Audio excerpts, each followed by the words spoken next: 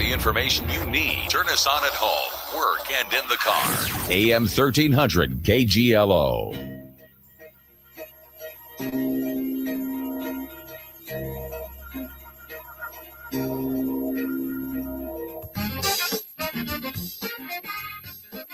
Coming up on 7:32 here at your hometown news station, AM 1300 KGLO, streaming live online at kgloam.com and on our KGLO News Facebook page as well. And as we've talked about in the newscast earlier today, there have been a number, of course, boating incidents on Iowa's lakes in the last few weeks, including the two fatal collisions on Clear Lake in the month of July, and another fatal accident on West Lake Okoboji on Sunday. Now, we thought a lot of social media chatter about what's going on in our lakes and streams, and we thought we'd take some time to talk more about boating safety.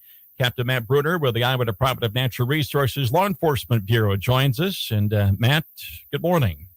Morning, Bob. Thanks for having us on this morning. Well, let's kind of do a recap of what's happened here in the last month or so, and maybe go back to that first incident on Clear Lake back on July 4th. Yeah, July 4th, we had a fatal personal watercraft collision with essentially two jet skis collided that involved the death of a young 14-year-old. That was pretty darn unfortunate. And then go ahead and the one that would happen last week on Clear Lake. Yep, and so then this last Thursday, we had a separate motorboat collision. This involved two full-size motorboats, not PWCs, that involved one that was operating at slow speed, trolling, essentially fishing, that was overtaken from behind by another motorboat that crashed into it as well, that resulted in the death of a local 59-year-old man as well. I think it's really important, too, that as we talk about those things, I want to express our condolences to those families. So there's multiple families that are hurting over the several weeks, this last month. And it also includes those families of those first responders, too, that respond to those incidents. These crashes, because they're super unique, we're not really used to them. And they impact not just, those people involved, but the families, the community as well. And I think we're all kind of hurting from these. And then yesterday, obviously, the incident over on West Lake Okoboji that leading the news this morning. Yep. And so I have pretty limited information on that just because that's pretty darn recent. Of course, all these investigations are still ongoing. But from what I've seen and heard, it sounds like it's a very similar incident with two boats colliding just out on a fairly, busy summer lake. So, and, on all three, there are a couple of things that seem common with those, not looking out for what's on the lake, maintaining a safe distance between each other, inattention. Mm-hmm. Those are things that are probably happening on our lakes more and more this time of year. Yeah, I think it's an important thing to point out, right? Is that the commonality between all these is that the investigation really showed that impairment related to substances, alcohol, drugs, things like that just weren't involved. And what comes down to is not keeping boats safe different distances apart and maintaining a proper lookout. Boating's really unique in that we don't have lines on the water, right? Just like we do on the highways. We don't have brakes on many boats, and so boats can turn in front of other boats. People may not be going in straight lines, maybe going different directions.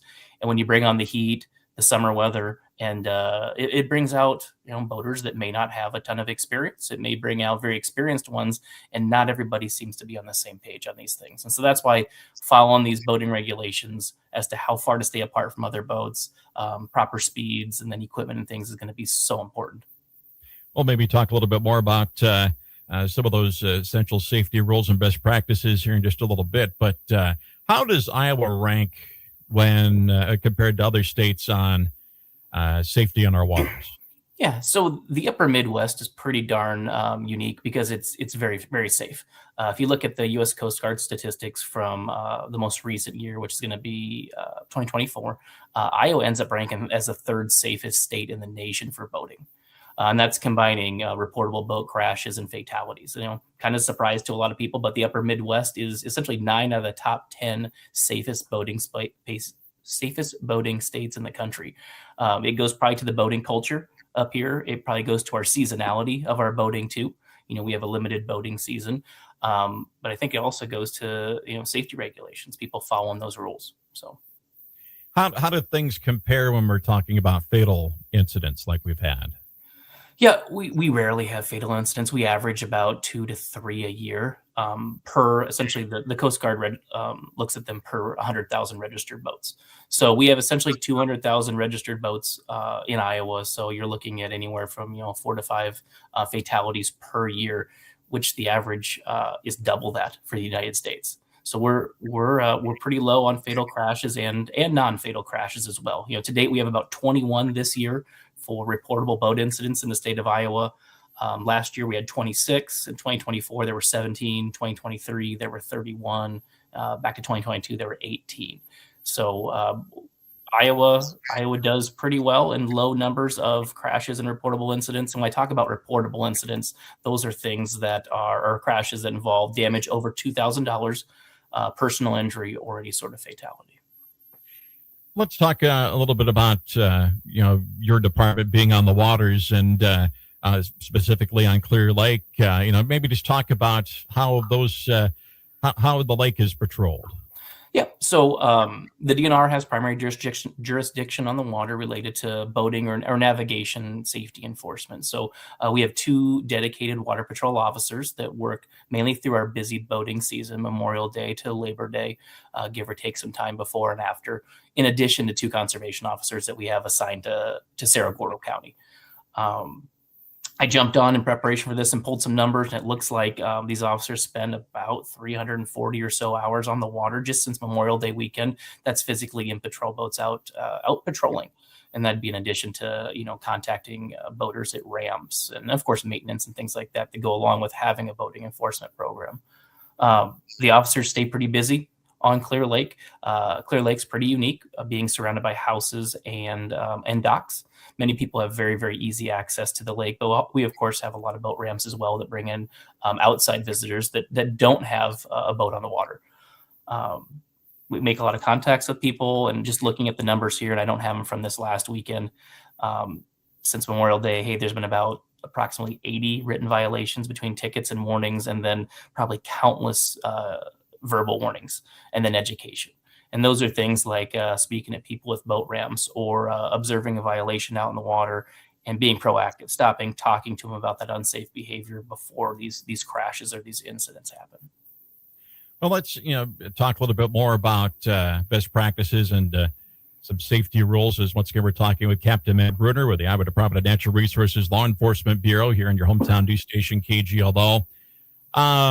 When somebody takes a boat out on Clear Lake, or any of other lakes in the state of Iowa, what should they be doing with speed and distance? Yeah, I think speed and distance is probably going to be the main thing we see right now. We need to probably revisit, and everybody needs to think about, is that Iowa Code has some what we call speed and distance laws, and those are safe distances to keep boats apart. 4 main ones really I think we could talk about or revisit. The first is something related to shoreline distance. So when you're within 300 feet of shore, your boat has to be going less than 10 miles an hour. We think locally on Clear Lake here, there's a lot of those activities that happened around docks, just off of docks. Think of your kayakers, your paddle boarders, your swimmers, and it's important to be going at a slow speed. So the law requires that you be going less than 10 miles an hour within 300 feet of shore on a lake like Clear Lake. The second one involves stationary vessels. So think about vessels that are going less than 5 miles an hour, whether they're fishing, whether they're an anchor, whatever it may be. To get within 100 feet of those boats, you need to be going less than 5 miles an hour. Another way to look at it would be if a boat is going slow or stationary, you got to give them a 100-foot gap if you're going to maintain your speed. In addition to that, we think a lot about moving vessels, right? In congested areas or busy weekends, just thinking afternoons and the weekends on the lake, a lot of times you have boats going different directions, crossing in front of each other, crossing behind each other. We need to give essentially a 50-foot gap between boats going over 5 miles an hour. So think of that, a typical boat, it can range anywhere from, 16 feet up to, 25 or 30. So it could be 2 or 3 boat distances between each other that we need to maintain that buffer when boats are going over 5 miles an hour. And then the last thing that I think it's worth thinking about and remembering, and it's a law, is that you can't be going faster than 10 miles an hour when you don't have an unobstructed view for 200 feet. So if you can't see 200 feet ahead of you, you got to be going less than 10 miles an hour. The kicker with that, and the reason we maintain these distances and have to maintain those distances, is that, like I said before, the boats just don't have brakes.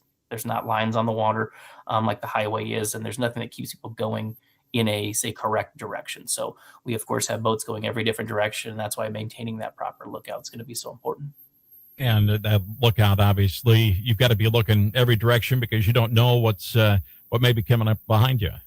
Yeah, and those other crazy angles. Absolutely. And it's lack of lookout and distraction in general are leading causes of collisions across the nation.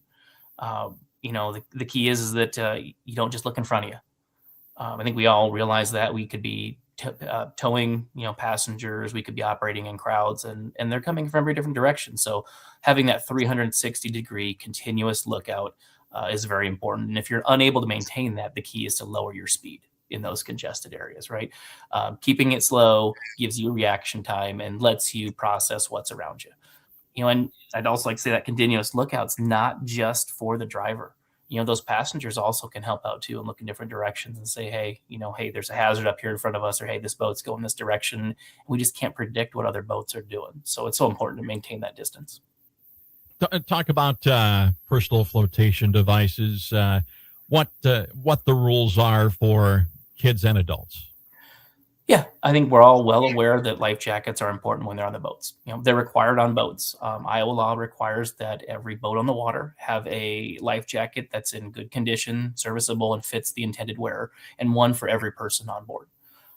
In addition to that, youth under 13 years of age are required to wear their life jacket, physically have it on, and attached and clasped and closed when the boat's underway. So under 13, when that boat's moving, not at anchor, they need to have that life jacket on. In addition to that, too, all of our boats over 16 feet in length need to have what they call a Type 4 throwable.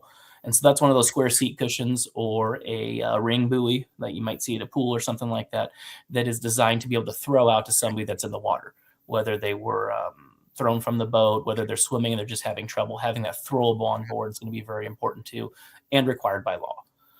And probably most importantly for life jackets is who's required to wear it. We talked about kids under 13, but also anybody that's on a personal watercraft, thing like a jet ski, anybody that's being towed on a tube, or anybody that's wakeboarding is required to have that personal flotation device on at all times.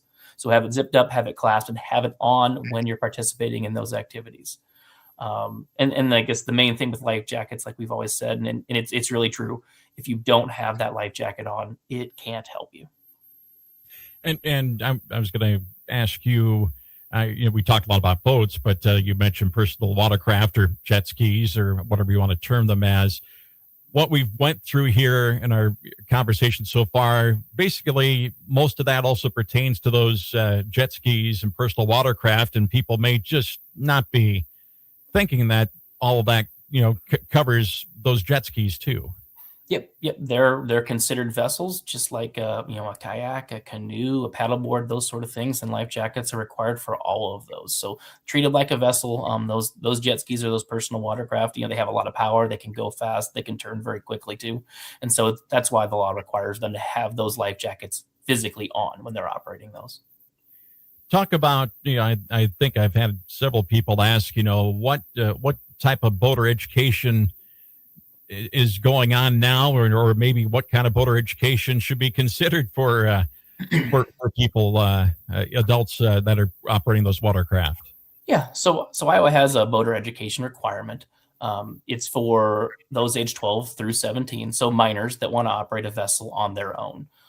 It's an online class. It's a very intuitive, very easy class to take, very low in cost, and it really covers general boating safety, right of ways on the water, speed and distances, like we talked about, best practices, and it covers those specific laws for individual states, which are all fairly matching under the purview of the United States Coast Guard. So an easy online class to take, anybody can access it, fairly low cost. And while it's required just for those minors to operate boats on their own, we we absolutely encourage anybody to take it, especially if you're a new boat owner or a new boat operator.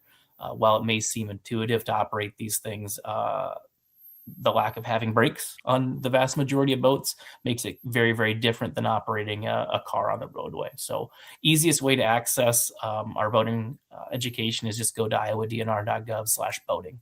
And that'll give you links to numerous courses you can take online for pretty darn low costs that will be interactive. It'll have somebody that kind of walks you through it there. And at the end, you get a certificate that you'd pass that class. Has there ever been any consideration to having some sort of boating education course for adults, or not? It's outlined in Iowa code as to that age, and so that boat ed requirements. I'm thinking over 20 years old right now, as to those of the minors, folks under 18, requiring to have it if they're going to operate a boat on their own. I probably can't. Yeah, I think, that it's an option. Other states do require it at different ages and different types, but Iowa right now just currently only requires it for those under 18. Anything else that we should hit on before we let you go? Well, mainly, I think we encourage everybody to enjoy our waterways, right? We have a limited boating season when the water's warm, the weather's nice, and we all want to get out there. We want you to enjoy the waterways, but you have to treat every trip out there with preparation, patience, and then it's just a constant awareness of what's around you. An easy thing to remember is space saves lives, right? So maintain distance from other boats, maintain a slow speed, and everybody can get home safely. Matt, we appreciate you taking some time out this morning to join us, and maybe hopefully this will educate some people a little bit more on boating and what the DNR does and with enforcement out on the lakes. And we greatly appreciate your time. Thanks again. Thank you. Thank you for having us on. All right. That is Matt Bruner with the Law Enforcement Bureau with the Iowa Department of Natural Resources here on your hometown news station, AM 1300 KGLO.